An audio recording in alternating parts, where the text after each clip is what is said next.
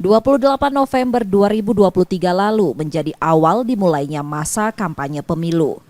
Peserta pemilu, baik caleg dan partai politik gencar melakukan sosialisasi. Bawaslu Kota Palembang meminta seluruh peserta pemilu mengikuti ketentuan kampanye yang diatur dalam perundang-undangan, peraturan KPU dan peraturan Bawaslu. Para peserta pemilu diingatkan untuk berkampanye secara santun dan membawa pesan edukatif yang mencerdaskan pemilih. Salah satunya menyampaikan materi visi misi. Peserta pemilu juga dilarang menggunakan fasilitas pemerintah, tempat ibadah dan sarana pendidikan dan tidak melakukan politik uang.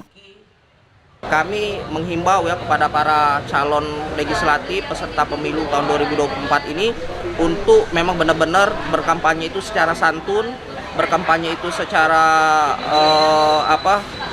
membawa pesan-pesan edukatif yang memang benar-benar mencerdaskan masyarakat, mencerdaskan pemilih seperti itu harapan kita, dan sesuai dengan ketentuan-ketentuan yang sudah diatur dalam perundang-undangan kita, baik itu di PKPU, Undang-Undang Pemilu maupun di Perbawaslu, seperti itu harapan kami.